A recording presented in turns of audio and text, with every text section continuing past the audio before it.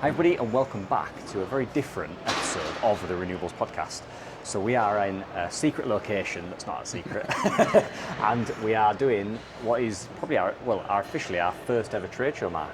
It is, isn't it? This is really exciting. We're really lucky that Installershow have given us the opportunity, and we're trying to do it proud by setting up in the way we have, and we'll maybe take you through and show you the stand in this little sneak peek, calm before the storm.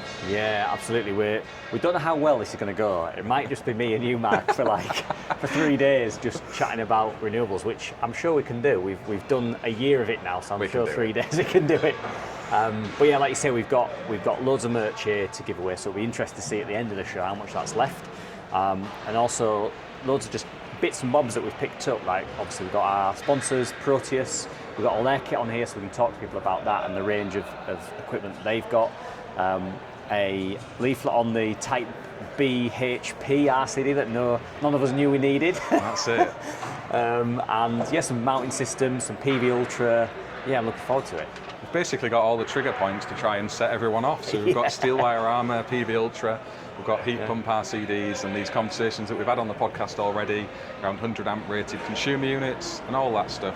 And we've had a lot of support, haven't we, Sam? We've got people coming to join us on the stand, which I'm really excited about. Oh, I am as well, because it's one of those things that when you start getting people that want to come on, most people we've asked, but a lot of them have really wanted to come on as well and actually have the conversations. Because what's difficult sometimes is we can talk all we like and create like a little echo chamber of our thoughts, but actually getting other people and new people you've never spoken to before in to share their thoughts. You have other people's points of view on a problem that maybe we didn't even know was there. So I'll run through what we've got. Obviously this will be kind of, I suppose will this be going out? I think we'll probably have it out. Yeah. Yeah, it'll be out on Thursday, so during. Okay, yeah. So we've got a chat with Napit tomorrow, so that'll be the 24th. This will all be in the past now, but yeah, we've got chat with Napit, we've got Proteus coming on, we've got the ECA coming on, we've got NIC coming on, we've got John Cruikshanks coming on, who's a plumber, so we're going to give him a hard time. No, not really. And then we've got Proteus on again, we've got what will be, I think, and I'm hoping will be my favourite slot, which is the Contractor decompression. Took the words out of my mouth. I'm looking forward to that one. we need to really push that, don't we? Because I can't just be us two moaning at each other about stuff all the time, can it? It's the same every week, Matt. Yeah, but no, we're looking forward to that and having some people here. Hopefully, some people we've never spoken to before, and hear their gripes and how they're feeling about the industry, and also celebrating. It's doesn't always have to be negative. Celebrating what is a fairly booming industry in the UK at the minute. Yeah, it certainly isn't it. Sometimes you can lose sight of that when you get drawn into the nitty-gritty of what's annoying you, but it is very much a growing area, and there's lots of people wanting to get involved with it who aren't already, so we're here for those conversations too. People who may be thinking about venturing into the world of solar but not quite sure, we can hopefully help them.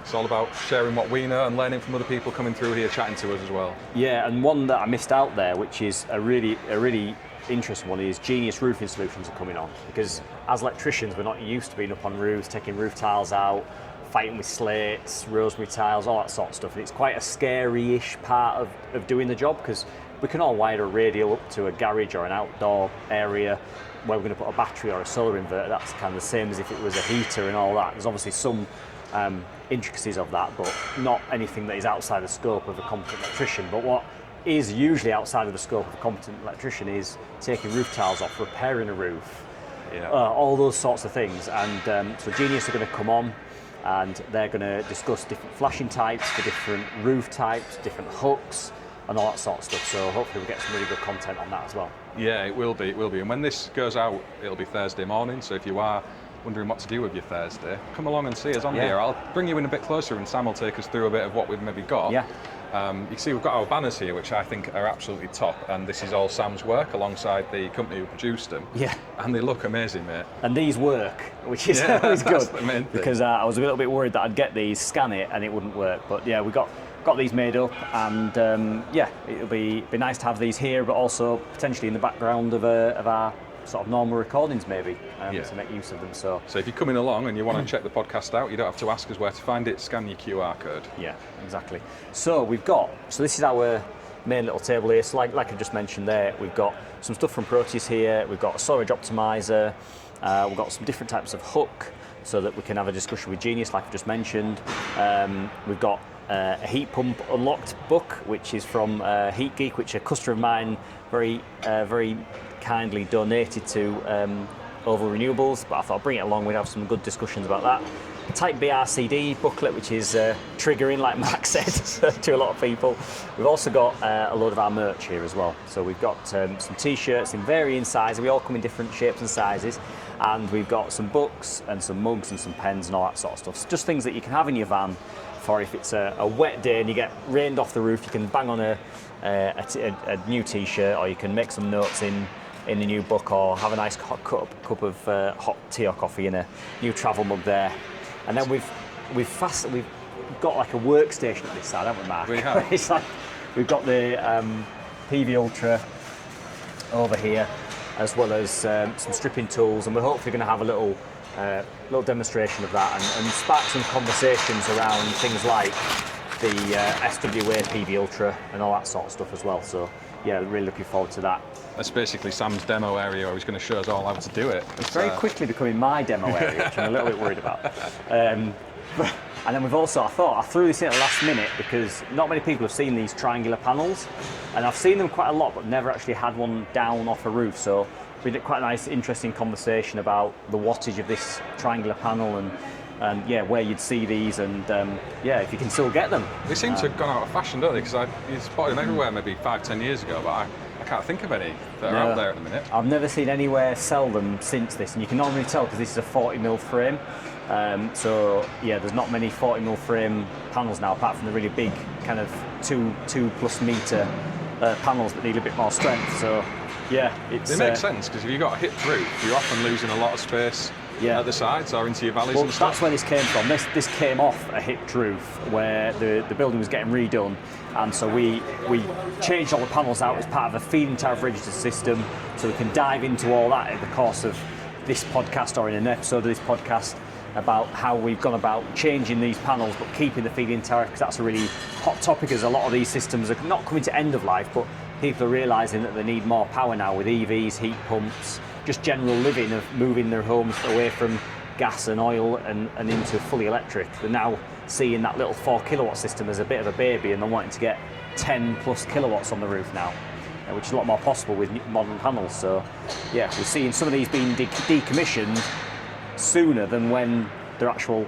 end of life is. So yeah, it's the same with batteries as well. We must have had a couple of inquiries last week with people who bought in, I'd say not really early on, but maybe 6-7 years ago. Yeah. And now they're seeing all the new tech coming out, wanting to upgrade, and it's like, what do they do with that kit they're taking out? It's a challenge, isn't it? It is absolutely. So yeah, really looking forward to having a chat with people. I love doing this sort of stuff and just being challenged on stuff as well. We don't have all the answers, we just want to give people a space to chat about them, really. So these are very much triggering as well. The yes. Volcare stuff. Marty and Nathan in my team have been swearing and cursing about that, because they're very much fans of the strong line, and they're taking a bit of getting used to the Volcares. Yeah. No, well, hopefully, I think Phil from Van der Valk's coming down as well, so he might be we've got a couple of slots on there that are like a guest drop-in, so it's going to be a drop-in whenever, to be fair, but we just thought we'd fill that little gap with a drop-in, so we can mix that in with people coming and having a good conversation. So yeah, that's kind of our little home here at Installershow. But it's been very interesting seeing how everyone else is setting up, because it's been quite straightforward for us, hasn't it? It has. We've had a pretty easy job, but just looking out here now, it is 5 to 5 the night before the event's due to start, and it doesn't look anything like ready, does it? No. But it's amazing how they turn these things around. So maybe give you a little peek, just so you can see the carnage that is unfolding out here. So the carpet's only gone down like 10 minutes ago. You can see a lot from up there. But it is a long way from being ready, isn't it? And yeah, it is. Fair play to the guys and girls who work on this, because they do a wicked job getting it all set up and going for us guys to come and enjoy. And it'll be interesting to see how it all comes when we come back tomorrow, and it'll look brand new, won't it? It will. That's it. A big reveal. Yeah, this is people's jobs, isn't it? That's what they do. 10 o'clock in the morning. We've been building up to this for a while, and just thank you to everyone who has got involved with us. We're going to bring you loads of footage through the show. I don't know quite how the episodes are going to end up falling about from this. We're hopeful we're going to get a few together, aren't we, out of this one? I think we'll get some good conversations on like the actual scheduled guest drop-ins. I think they'll probably be potentially separate episodes, but I think we can do quite a good roundup one as well as people come in and out and just catch those little 5-10 minute conversations. Not everyone's going to want to be here for an hour, chatting to us or chatting to our guests. So I think we'll get some really good little 5-minute conversations. But anyway, you'll see when this comes out, you'll see how it's been going. Should be following straight along. Yeah, exactly. So we've got Mick with us here who's going to have a little chat about his system at home. You've got solar heat pumps. We were just having a chat off camera about how all of that integrates and the difficulties. Oh, it doesn't integrate. That's isn't it? So yeah, 6 years of renewable journey of solar. That was like the gateway drug into stuff after that. Well, before that, I didn't even know what a kilowatt hour of energy was. It was like, and then you learn, got some batteries, then we got an EV, and I was still having all this solar and spare capacity, surplus energy. Like, why have I got a gas boiler when I could just drive a heat pump? Yeah. So, got a heat pump installed. That's been running for 3 winters. I've got a load of data now, and it's just like the holy trinity is battery, solar, and heat pumps. Add time use tariffs on, add an EV into the mix, and you've just got this perfect storm of like being able to make best use of all that kit. Because you can't do that with a gas boiler. You can't be generating 3 kilowatts on your roof and run your gas boiler for free. But you can run your heat pump for free. Yes. So, what we were talking about was the problem with interoperability between vendors. So my solar is different to my battery inverter, is different to my EV charger. It's all different manufacturers, and they just don't talk to each other. So I think the big challenge we've got going forwards is how do we get that interoperability and that control of these devices to talk to tariffs, to talk to price signals, and just make it hands off for the homeowner, fire and forget. So at the minute you're doing that manually, are you? I've got home assistant automations doing this, that and the other, and pulling data from here and pushing that and turning that on. But Mrs. Smith down the road don't want that. She just wants you guys to come and install that system and it just do it all for her. She don't need to be chasing tariffs every day and knowing what the next half hour is going to be. Yes. Yeah, I think the challenge there is a lot of these systems are scaled over time, a bit like yours, aren't they? So you, like you say, you start with solar, and that is the gateway drug for a lot of people. Absolutely, yeah. And then they're like, oh, actually, I've saved a bit of money now. I'll tell you what I'll do. I'll get a battery, and then suddenly you look at the heat pump, or you look at getting electric vehicles. Because you might have a company car scheme where you work, and so all this stuff scales up over time. But because the industry moves so quickly in terms of the equipment available, suddenly that solar PV system brand that you've got that you thought might have a really good battery in the future, suddenly maybe isn't as good as a new battery brand that's coming to the market. And so suddenly you're scaling it really up. seems like the new ones, or the bigger ones, because there's a big time investment from their point of view to integrate with tariffs, and it's got to cost them money to put that development time into their kit to be able to do that. Whereas somebody who just sells a bog standard one that you can set from midnight to 4 a.m, the development time is next to zero, and there's not that ongoing support either. Because when new tariffs come online or the existing tariffs change, which is going to happen as the grid develops, then they've got to put development time into that. So you probably are paying a premium for that kit, and rightly so. But you're paying for that ongoing development and support, aren't you? Yeah, I think the real integration superpower will be the battery integrations with these tariffs, because the solar will generate when it generates. Absolutely, yeah. The heat pump can sell that hot water and things like that when you need it, but that your heat, unless you've got like an open loop system, something like where it's just going to pump, keep your house at 20 degrees or 80 or whatever you've got it set at all the time, which a lot of them are moving to do now, then actually the battery is the flexible part of this whole system. And does it? I've got a battery, you've got a battery, you've got a battery. That's 3 batteries. But if he's got one, those 100 people up there have got one, and then someone controls them on a grid scale, and then can make decisions and help the grid out. That's probably utopia, isn't it? But again, they've all got to be grid connected, and they've all got to be controlled by somebody or somewhere. So I think we need to not leave the early adopters behind, like you did, where you bought into this stuff quite early on, and now the technology's come along, finding some consumers wanting to upgrade their kit. Yeah. There's the kind of waste aspect to that, 'cause it's all functioning, Oh, it all yeah, works, yeah, because yeah. it won't do that integration. Yeah, And people are seeing what can be done now. Yeah. I think we need to really work on that, which is like integration between different manufacturers and different ecosystems. I think there's been a lot of people who've had regrets of what they purchased, because at the time they probably didn't know any better, or was maybe not advised well that certain brands are more down the development track than some of the battery storage is very functional, and that it will just do in and out on a schedule, and that's it. I think just time reveals a lot of that stuff as well, because you can make really informed decisions. Like I've got installs from my install business out there now, which has got equipment in it that now I wouldn't be installing. Not because it's a bad piece of equipment, but the technology's moved on. And if we think of where a lot of people were, and the whole solar journey started for a lot of people in the UK, was all about the feed-in tariff. And we're now maybe 5 to 10 years away from all those coming out of their feed-in tariff, where people will actually be going, I'm going to upgrade my panels. Well, I got in at the very death of the feed-in tariff, so September before it finished in the March. So I got the 5p. I missed out on the 70 odd p or whatever it were. But I've opted to move my export to deemed export now. So I've kept my the generation side of the feed-in tariff, because that just carries on for another 15, 20 years or whatever it is. But I've moved my export to deemed so I can play the games really. And so you moved it off. You moved it off the deemed onto like a. So off the deemed onto actual. So you can get like 15p I can 15p, or I can take part in saving sessions or whatever incentives come in the future. So obviously you can't do that on deemed. Because the deemed, you got about 4p for 50% of whatever you generate. That's right. Which isn't too far off what your feed-in tariff is, really, is it?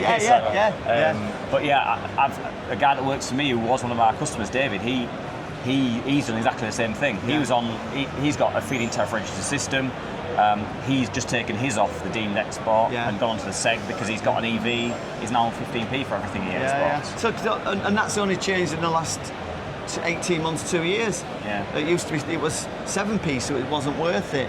And then there's about 4 of them doing it in the Good Energy, EDF, Eon, Octopus. They've all gone 15p, and it's almost like, I don't think it'll last. I don't think 15p will last, because the underlying wholesale price I see every day is pennies. Like today, it's going to be really cheap.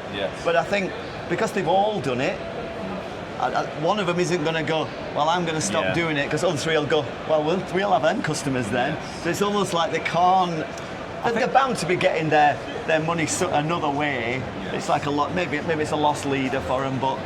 Well, I think when you look at it, there's where all 3 of us are like in the world of either looking at our solar PV system or installing solar and battery, and so you can kind of get into the headspace that everybody has it. But there's so many people that just don't have it. As well. So there's a lot of people that don't have that luxury. It's a huge conversation in this, isn't it? And you're going to come along up to York. I will come up to York from sunny Sheffield. We'll get up there. You've got a load of data online as well. So we'll put the link in the description alongside this. Have a look. It's really good that you're sharing that. So there's like 7 years of solar generation by month. And then there's a heat pump that's got 3 years of monthly data of usage and performance, and lots of articles about my journey, and I just like ranting and having an outlet to. Well, the biggest takeaway away from this is that it does get sunny in Sheffield. It does, but for at least a couple of weeks a year. Thanks very much. No, wonderful. Yeah, you too. Thank you. Hi everybody, so I'm over at the Midsummer stand. I've got Andy here who's going to run us through a product I have seen before and I have recorded before, but the file annoyingly corrupted, and it was my favourite product. I think it was Solar Storage London. That's right, yes. Was it the first one? Was it the first one this was shown? That's right, we only got them in a couple of months ago, so Easter was the first time we sort of had it at a show. So I've done like a full episode, almost like a full episode on this, but then it corrupted, it was so frustrating. But anyway, I'm going to give it a round 2, and this is basically a sodium battery. That's exactly right, yes. So the technology inside it's not the lithium ion that we're all all lithium that we're used to. That's right. It's a complete rethink of that.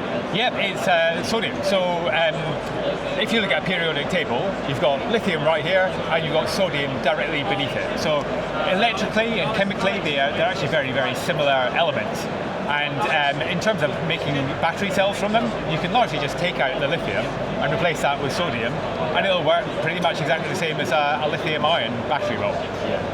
The big difference is really the sort of environmental credentials, because lithium is actually quite environmentally damaging to extract it. You've got to sort of dig up pristine parts of the world. You have to use huge amounts of water and things in the processing. So we obviously do renewables because we care about the environment. We want to make it a better place. So if we can get away from that lithium and use sodium instead, it's a really great benefit for the environment. And sodium, I mean, it literally comes from salt. So I've got a thing here of table salt. And table salt, sodium chloride, in the sea, we're never going to run out of it, huge amounts of it. And that's basically the raw material we can make the battery from. Yeah, and that's such an important part of this whole like renewables conversation, is that, and we see it in other industries, like the first solutions to an energy problem, and like those solutions need to be adapted, thinking about the impact that making those solutions has on the environment that we're trying to protect. So you hear all these horror stories of like these lithium runoff and all this other stuff that's like poisoning water sources and all of that. And for me, after I saw this last Summer Storage London, and when we went to other shows, we went to Installer as well, I was looking around and there was just nowhere that had the sodium. Doing it, But I think it's after seeing it, I was like, it's such an obvious progression that as long as it works and people can get the use out of it, why wouldn't we go to it? And it really does work. I mean, it's very, very similar in terms of performance to a lithium iron phosphate battery. There are some differences. So again, think about where lithium and sodium are in the periodic table. Sodium's down a bit, which means it's a bigger, heavier element. So that does mean your battery is slightly bigger and heavier for a given sort of energy capacity. And that's one reason why people haven't actually developed it so much in the past, because for things like EVs or even your mobile phone, you don't want that to be too big and heavy. But actually, for residential energy storage, the fact that it's sort of 10% bigger, that really doesn't matter very much. So that's less important. But there's actually got some really big advantages. And there's things like the low temperature performance is important. So lithium batteries, as soon as you get below freezing, they actually start to derate, so you get less energy out. You can't put that energy back in as quickly, and that means in the winter, when you're sort of wanting to use that energy efficiently, you're either not getting that out, or what some people are even doing is putting heating mats into the batteries, and then you're just burning power in the middle of winter, precisely the time you're trying to conserve it. Whereas this sodium-ion battery will actually work perfectly well down to minus 20, and it doesn't really derate at all. You can get the full sort of 6 kilowatt charge and discharge at that. So it's a big benefit. That is such a big benefit, because if we think of where we're going with in terms of heat pumps and everything like that, when is heat pump running the most? It's running when it's coldest. And we've got like the PAS 6100 document that's detailing where we can put these battery storage systems, trying to push them outside. And so if we've got a heat pump that needs loads of power, and we've got a battery system that isn't able to work at full capacity or at all, and suddenly that whole integrated energy solution isn't there because we've lost a key part of it. And I think that integration is really important as well. And one thing we've been working hard on in this system is having a really good app that goes alongside it and starting to think about those elements of integration with the other parts of the system. So, for example, people might want to have an EV charger in the house as well. One problem you have then, as soon as EV charger goes on, it often starts depleting the storage battery. So you're just feeding one battery from another, which is not what you really want to do. So what we've made this do is work really well with Shelly energy monitors and switches. So you can just put a little Shelly energy monitor, costs like 20, 30 quid, put that on your EV charger circuit. You can set that all up through the app, really quick and easy to do. And then when the EV starts charging, you just have a little setting in the app that says, this energy monitors on my EV circuit. I don't want the charge from the battery to go into the EV. And so that means it's just working much more harmoniously with the other things you've got. And also you've got one app where you can see your energy use from your EV. You can maybe put another one of those on your immersion circuit or your heat pump as well, and you can see how much energy you're using on your heat pump all within the same app. So that filters it all through, so you can see how different things are doing. Yeah. And that is good. So in terms of the size of this equipment, in terms of output, what sort of size inverter and batteries can we actually scale this up to? So at the moment we're sort of aiming at the domestic energy market. So we've got a 3.6, a 5 and a 6 kilowatt inverter here. The batteries come in sort of 4.5 kilowatt hour units, but you can basically have as many as you like. Okay. This case takes 2 of them, so this case is 9 kilowatt hours and just is really that's a IP65 outdoor enclosure. So that'll do for most typical households. We're working on an 8 and a 10 and a 12 kilowatt single phase because we're finding that people increasingly want sort of nice big systems on their house. And then beyond that, we'll start looking at 3-phase commercial systems.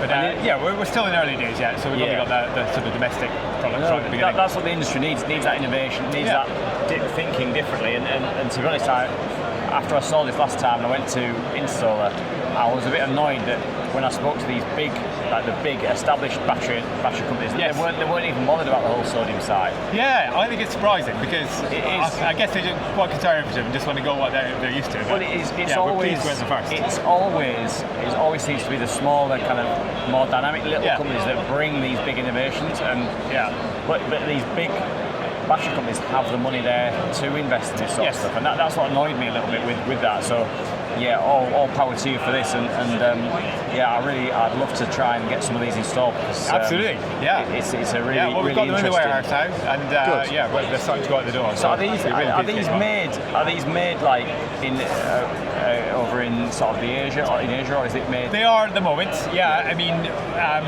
The cells, there's 2 companies now that are going into the cell manufacturing in a big way for sodium, and that's one reason that they've become viable really over the last few months. They've got the economies of scale to do that. They are both Chinese companies, and we are currently using a sort of OEM manufacturer for the inverter and the battery pack. We're just working on our next generation battery pack at the moment though, and we are looking at whether we can assemble that in the UK perhaps. We're sort of looking at the economics and the design of that at the moment. So we've got plenty of seawater around us. Absolutely. Well, that's one of the beauties of this is that you get the raw materials from the sea, and even the other components of the cells. It's things like hard carbon for an anode, which again you can get from sort of burning waste materials. It's sort of biological in origin. So you can get all those materials almost from almost anywhere. Yeah. And so in terms of the scaling, so I can see you've obviously got this. I'll get some close-ups in a minute with the camera, but see you've got this cabinet here. And so if you were to have a second stack, if you like, you'd sit that next to it. You just sit that next to it. And then is it fixed to the wall or is it floating? I mean this is basically freestanding. You don't really need to fix it anything because it's pretty solid. Yeah. For bigger systems, you can just turn these batteries flat and stack them up, and they'll sit in a sort of 90-inch rack cabinet quite nicely. Yeah. So if you've got space indoors and you don't need the IP65 cabinet, you can do that. There's also wall mounting brackets, so you can just have the brackets on the wall inside. So it's really only if you need to put them outside that you want to use the IP65 cabinet. And is there any talk about any sort of backup side of things, like power cut protection or anything like that? So just here, we've got 2 AC ports. Right, so you've got the grid coming in, and you've got a backup port coming up there, this one here. Oh yeah. So it actually works really well. You've got that's always on that APS port, so you can have your fridge and your important circuits, your lighting on there, and be sure it's never going to run out. In fact, they'll even work off grid because you don't even need to have that AC connection at all on the first APS. connector, so you can use it purely off grid, just going off your battery and your solar. No, it's good, and that's how quite a lot of the inverters work. Anyway, we're obviously seeing the rise of like gateways and things like that within the battery market now. That's right. Yeah. So if you do want to have your whole house back up, then you would need to have a gateway solution. But if you're just looking to run a few circuits, then just using that second one there. And obviously 11 is the is the number. What is it? Periodic table number. I can't remember. I was trying to the atomic number. The That's atomic. right, yeah. The atomic. That was on It's the 11th element. So Yeah. Okay. No, that's really good. I think it's a really interesting innovation and one that I think a lot of people should be looking at in terms of manufacturers, but also we should be chatting about more in the industry because it maybe opens up that manufacturing to more places as well. Yes. Because there isn't then necessarily this monopoly of lithium pools and who has access to that, because suddenly it's in abundance. You can get it from anywhere. And if there's a leak of sodium, then it doesn't really matter. So again, the end of life is something we're just having to think about now with some some lithium packs that haven't necessarily worked out. I think maybe some of the earlier quality wasn't great, and actually the disposal costs are really quite significant with lithium. But the components of this are all either recyclable. You've got the aluminium case and so on. And then the hard carbon and the sodium, it's in seawater, so you're not going to have any environmental damage if that leaks. No, that's really interesting. Thanks very much for your time for going through all It's that. a pleasure. It's been really good to speak to you. Thanks very much. Thanks so much. Cheers. Hi everybody, so we've got another guest. We've got one contractor for our first ever contractor decompression, where we're not necessarily going to moan all the time, but we're going to have a chat around what the industry's like and just the ups and downs of being on the solar coaster as we are. So how's everything with you, Ben, from Evo? Yeah, we're good. Since last time we spoke, we're still doing well. Getting jobs and inquiries in. Yeah. Could always be better, I think. Always could be. We're doing all right. But in terms of business for you at the minute, are you seeing an uptick in inquiries? Is it quietened off on inquiries, or is it pretty much at a plateau for inquiries at the minute? I'd say it's quite steady. We are getting a mixture of customers. So we're getting customers that are sort of the lower end of the budget, who are just fishing for prices. Yeah. But a lot of our customers are sort of higher end. They know what they want. Yeah. They've done the research. And they're coming to us with pretty much thought out ideas, and we're getting quite good inquiries. Good. And are you seeing what sort of products are you fitting at the minute? Is there anything that's like you aren't able to sell, or things that you are now just like completely can't sell quick enough? I think for us now, we're doing a lot of Tesla Powerwalls and SIG Energy. Yeah. So they've sort of hit us from the blind side. We've sort of gone, wait, what's going on over here? Had a look. Yeah. And we're doing a lot of them now. Solar Edge, I've completely slipped off. And for me, that's my favourite brand. Yeah, same. So it's kind of a bit sad that we just, I don't know why, whether it's the cost or maybe they've not kept up with innovation.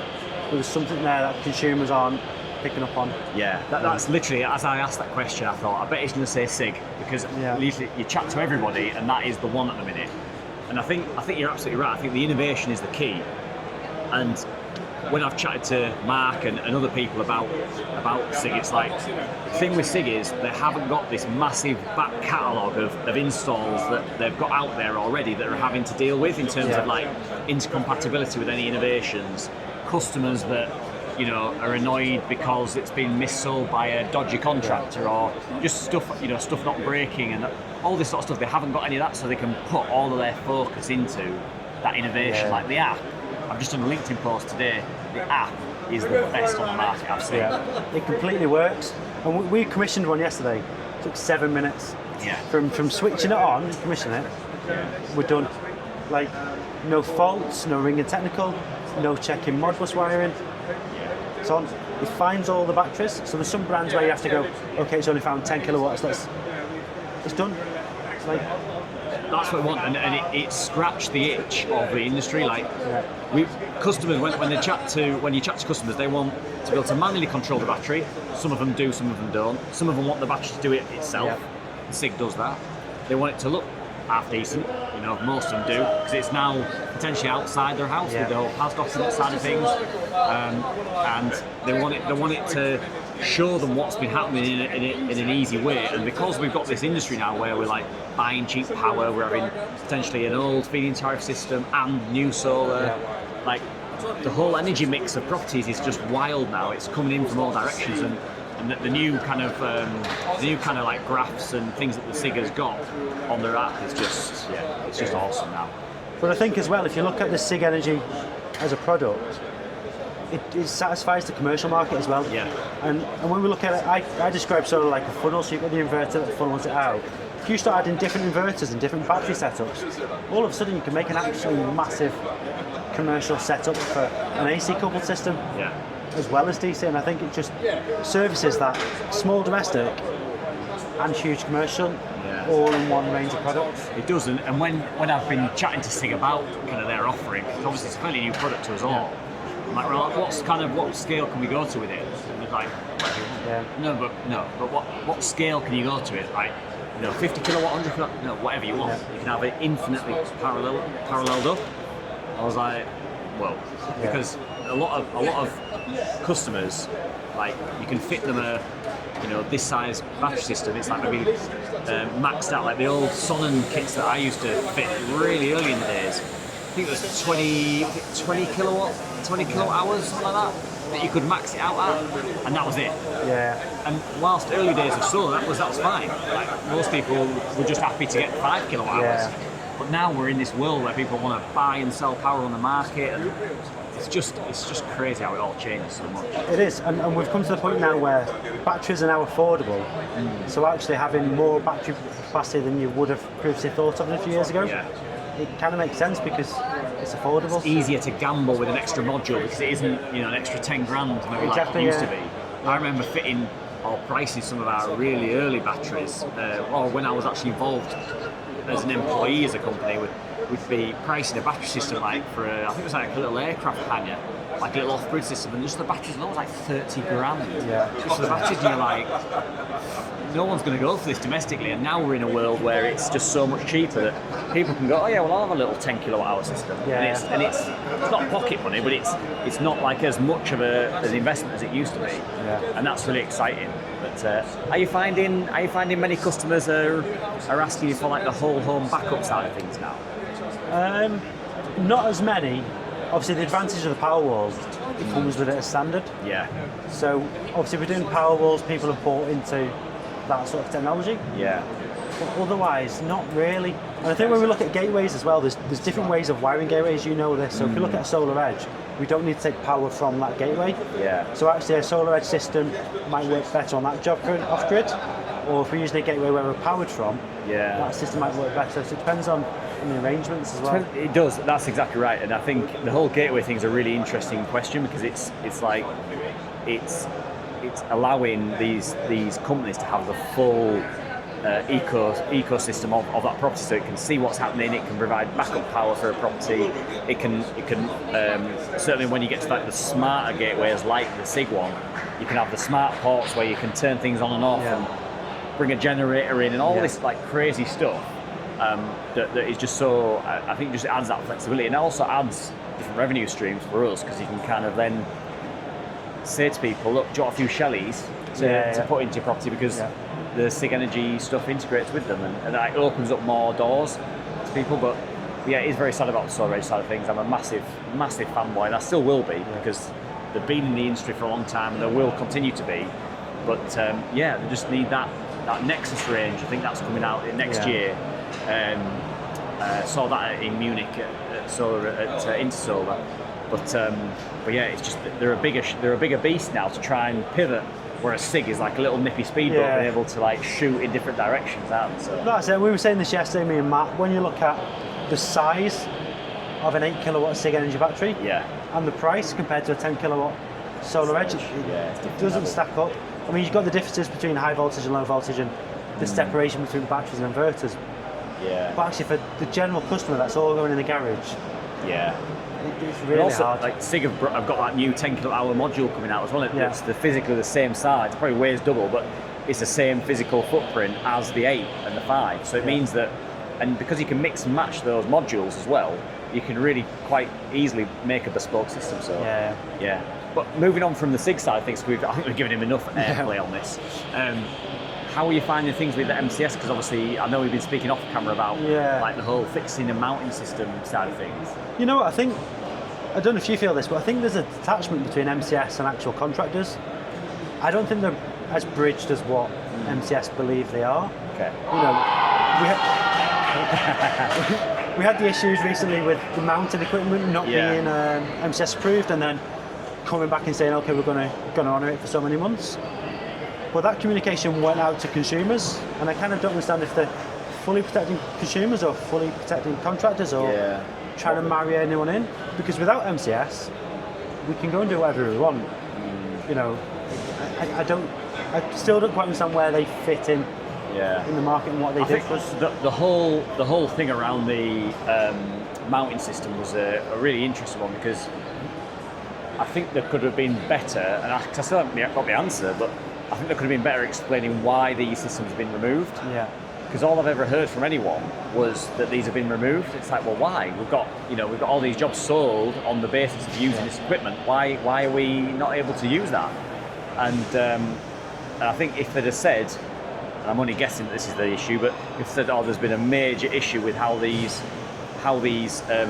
mounting systems are being tested, so we're really worried about safety, I think that they would have won a lot of installers over and been like, oh, well, they are looking out for us. It's a bit of a pain in the backside that we're going to have to change mounting systems, but at least we have a reason why this has happened. If it's just the fact that these companies haven't ticked the right box on a form to renew it or something, then I think it's a bit harsh. But equally, we don't know how long these mounting companies have had notice that this is coming, whether or not it's a failing on their side and MCS is just taking the bullet for it. But again, that's all that communications thing that I don't think we've had. And that reverts back to what I just said. It's that bridge between the communication of, should we get information beforehand, say, look, this is what we're considering, but rather than just an email to come through to say, look, these aren't approved now. I feel like it was very hard and definitive. Yeah. But we had the same issue with the limpets back a few years ago. Yeah. So limpets are absolutely fine. Whether the installation on top of slate's the right thing to do, but limpets were approved. They didn't get the fire testing done in time. Now they're not approved. It's still the same product. So if they're okay to be fitted and have been fitted, why are they not still okay to be fitted? Yeah. Is it a paperwork exercise? I don't know. And that's it. And that's the trouble that we have, really, because obviously we're busy trying to run our own businesses, secure work, get jobs, get paid, sign it off, learn all this new products. The last thing we need is suddenly, for all these jobs that we sold, all the mounting system to just be basically overnight, someone say, not able to use that anymore. It's like, Monday I've got a job using it, what the hell? I can't source anything that quick. I'd be interested, and hopefully during the show I'm going to try and grab MCS and see if I can just even go over to them and just try and have a chat about it, because I want to try and let everyone know why it's actually happening. We shouldn't be the ones having to try and chase that. They should have been everywhere telling people why that's happened. And it wasn't just one brand, was it? It was a few different brands, a lot of them, all at the same time. We were very lucky in the sense that the Van der Waal wasn't affected, but it could quite easily have been. It wasn't through any sort of foresight. It was just literally looking down the list like, oh no, it's on there. And I think at that period when, it got took off the register, you could have been halfway through a project. Yeah. Where's the guidance to say, right, okay, you need to go back and take them out or carry on? There was no sort of phasing. I know they have done that now, but initially there was no phasing period. It was just which is strange. And no matter if it is the fault of the manufacturer to not have ticked the right box in time, that is definitely a failing of MCS, because it's not installer's fault that company hasn't ticked the right box in time. But like you absolutely say there, if you're in the middle of an install, it should literally be, right, if you don't get that box ticked within this time, you will then have 3 months. We'll be notifying all installers that they've got 3 months to fit your kit, because it won't be MCS approved. And then that gives us as installers 3 months, 6 months, whatever the time period is, to actually go, right, okay, well, we need to get that project finished, or before that one starts, we'll swap the mounting system out. Not just overnight go, bang. That system that you're going to put the bit of bird mesh on Monday to finish it off, now can't be MCS. It's like, that is a failing on MCS's side. And it's where it sits with the consumers as well, because if they're giving that message out that this is now unsafe, all of a sudden consumers think, well, what you've done is not right. Are you going to swap it? Are you going to change it?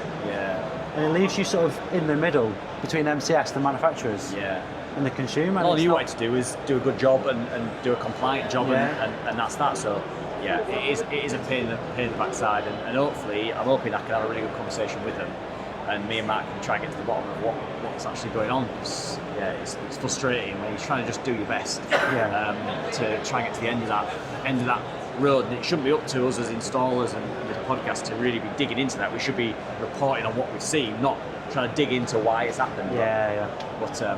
But yeah, no, it's good to hear everything's going well, and thanks very much for coming on and having a chat about all that. Brilliant, thank you very much for inviting me on. Cheers, mate, thank you very much. That's a bit. Thanks for that.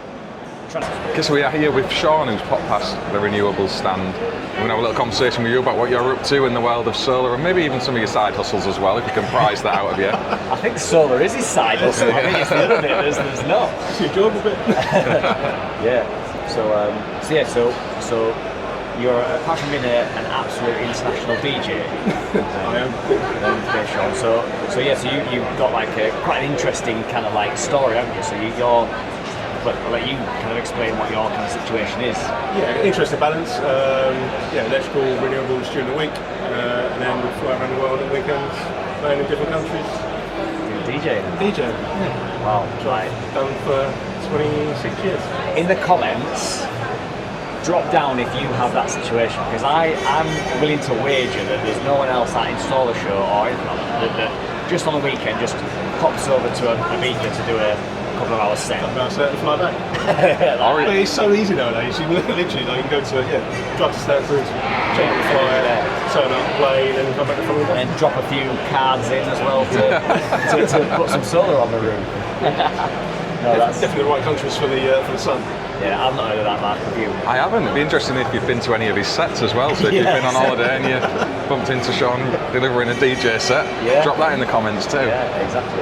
But so parking the DJing thing, because we have nothing to kind of relate to that. Apart from when I'm in the van and then one of the tunes comes on, I've got nothing else to relate to that. But in terms of your kind of on the solar and the electrical side, how was the kind of market for you at the minute?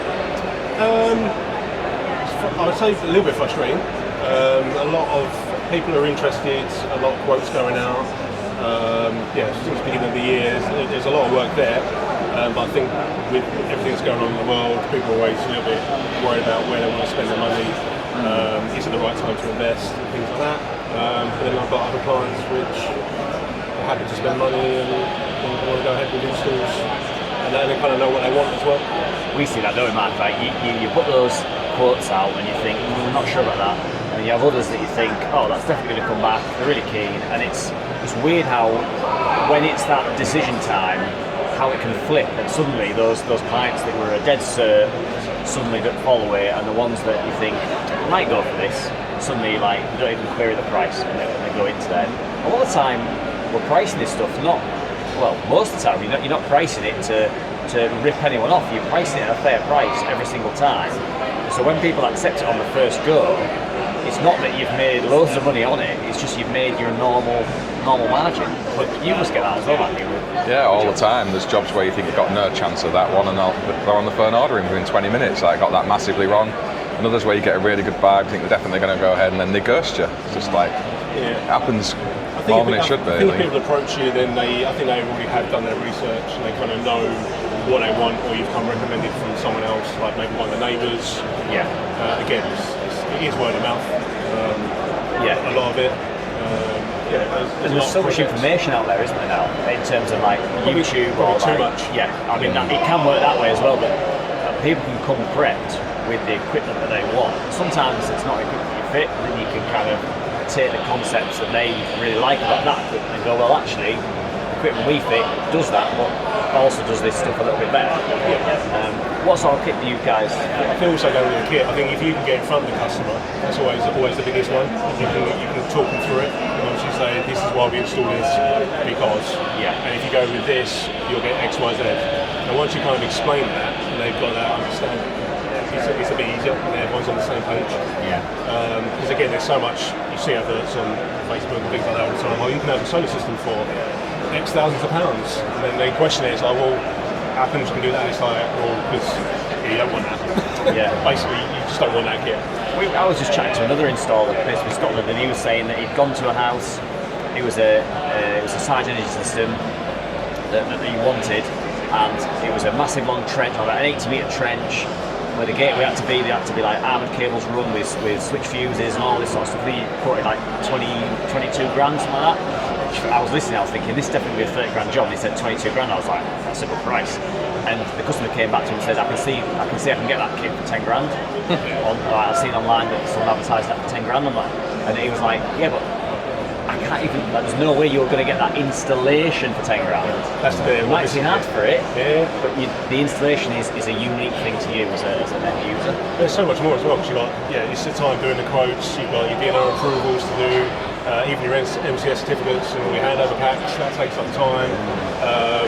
All the extra materials you need on site, like I said, trenching, scaffolding. Everyone forgets about scaffolding. If scaffolding's not in your quote, then you've got some issues. That's a big red flag. It is definitely. Do you find that you have to explain like return on investment to some of your customers as well? Because you do some bigger projects too, don't you? Bigger than what we do. So you're having those conversations where you're saying actually you can get your money back much quicker because you are higher energy consumers. Yeah, that's always the first question, is like how quickly will it pay back? But again, it's always that bit after that, because once you all pay for your system, then it's the profit after that. Yeah. But people are interested. It's always the first question. It's the first question, but we try and, in like the installation business that I've got, like we try and not move people away from that, but explain that it's a nonsense, because the world that we're in now is not the feed-in tariff world. It's based on energy tariffs, import levels, export levels. That can change in a heartbeat, pretty much. The batteries that you're getting, a lot of people now are looking at backup systems with a bigger battery, with a gateway, with all this other extra cost on top of the job. And it's like, well, do you want me to take that out of your payback calculation, because that isn't there for you to pay back, that's there as a functional piece of an extra use of the kit. And so suddenly if you start adding a couple of extra battery modules, like that's thousands of pounds you are putting onto that job.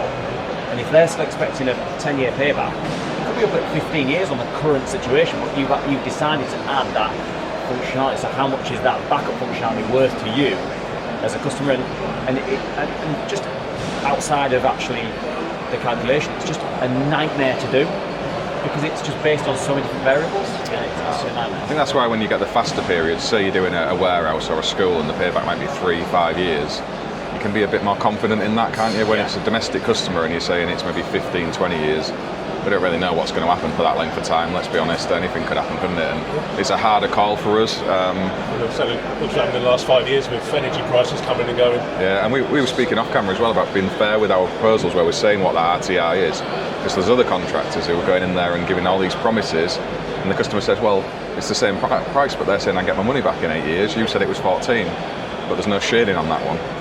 And like they've fiddled around with the orientation of the panels a little bit just to make it blend in a bit nicer.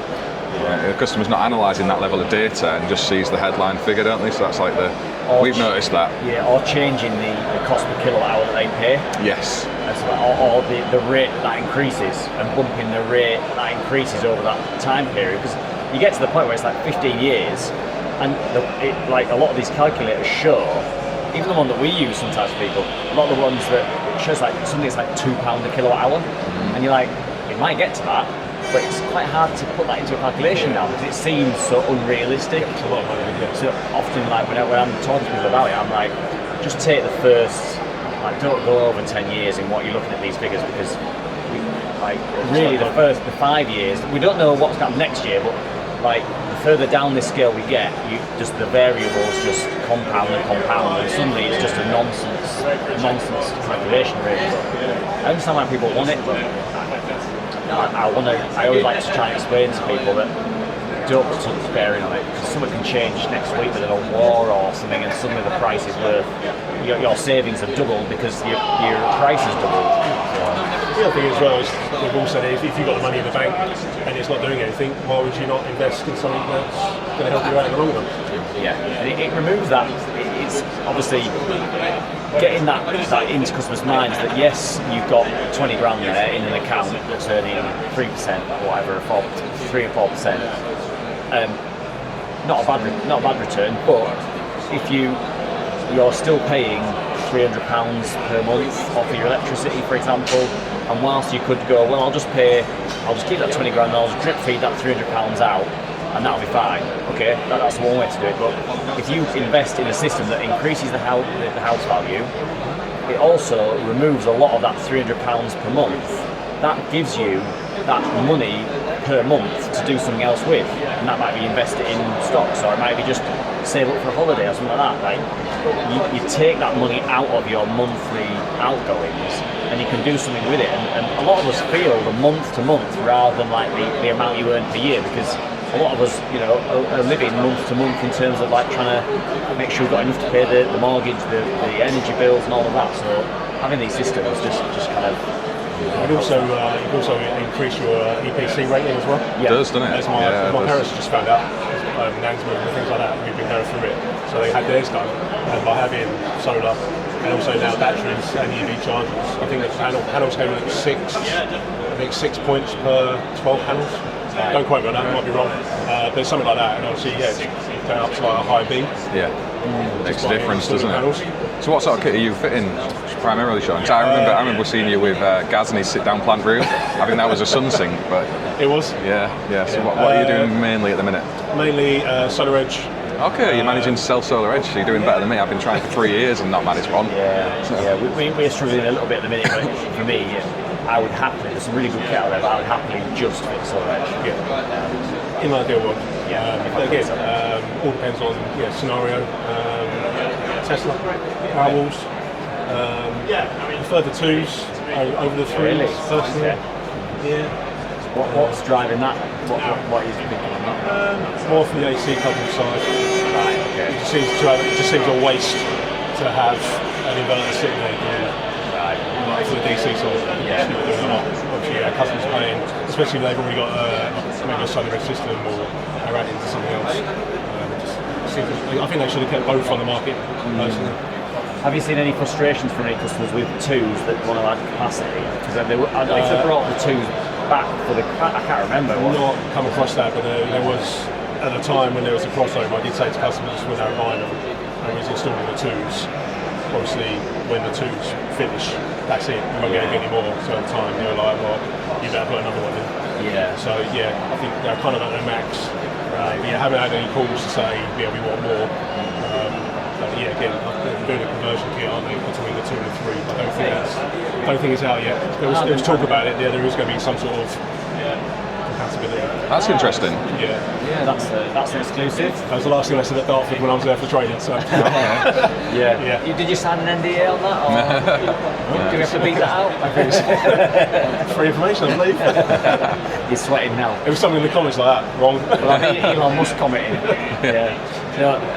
That's a really interesting point, though, isn't it? Like this intercompatibility between versions of the same piece of equipment. And I think that's something that manufacturers will be aware of, but as more battery systems go out there, more people have older systems that they maybe want to add to now because they've saved back up, or they've got this data to see if it's worth having more capacity. And the intercompatibility is a really interesting challenge for us as installers. It all comes down to us to try and think of a neat way to try and make it better without ripping it all out and putting a full new system in. It's also trying to find you don't want loads of apps as well. You try and want to keep it all into one place. The easiest ones you tend to find people like Zappies and things like that. Yeah. And if they've got the cheaper tariff, they go, I might get a house battery. So instantly it's, you might as well get a living because you've already got the infrastructure there. So. Exactly that. Yeah, and we're maybe going to go out and see one of the projects you've been on, Sean, because you've been doing some clever stuff around beyond just solar. Interesting ones. So hopefully we can come out and maybe show you guys this along with a podcast in the next few months. I don't know quite how long into the future that might be, but cheers for the invitation. We're desperate to get out there and do that. Do a rolling over a few months to see, We're really We good. have very own grand designs. Could be, couldn't it? We have to decide which Channel one 4, we use. get in Head of touch. the cloud. Hello. Cheers for talking with us, Sean. Massively appreciate it, and enjoy the rest of the show. Cheers. So this is live from the Installershow. I'm in the hotel room right now, the Wednesday evening, editing up this video to be out for our paid subscribers tomorrow morning. And I focused in on lots of the installer conversations that we had coming through the stand. We were really grateful for all the people who have come and spent 5 minutes with us. And we've got so many other conversations to come on this, from trade associations, CPSs, manufacturers, other installers just like us, plumbers and heating engineers as well. And they will be coming in future episodes, but I could not put a 3 or 4 hour video out tonight. I suppose I could, but I couldn't edit it in time to get it out for the morning. So this is a short snippet, 45 minutes long, of conversations we've had with other installers and people wandering past our stand, Installershow 2025. Huge thank you to the team at Installershow for having us here. And we hope you've done you proud in giving out merch to those people who've come to see us on the stand and recording bits and pieces through the show. And next week we will have some of those visits to the Installershow stands as well, because we've been out and about speaking to people across industry, and we'll bring that to you next week. So check back then, and we'll see you all soon.